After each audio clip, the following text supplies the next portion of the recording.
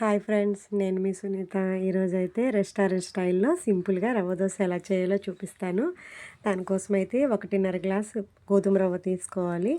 అలానే బియ్యం పిండి 1 గ్లాసు, గోధుమ పిండి 1 గ్లాసు, 1.5 స్పూన్ జీలకర్ర, తగినంత ఉప్పు వేసి కొద్దిగా వాటర్ వేసి ఉండలు లేకుండా బాగా కలుపుకోవాలి.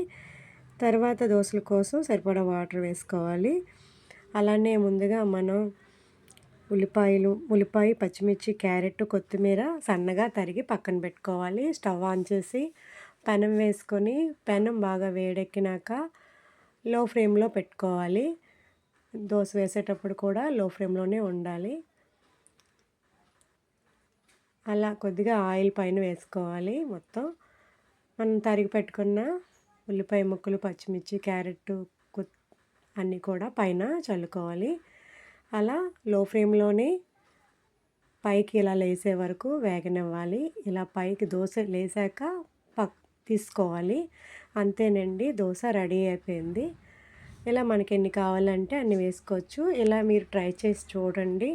ఎలా వచ్చిందో కామెంట్ చేయండి. అదిరిపోయే టేస్ట్ అండి, చాలా బాగుంటుంది చట్నీతో.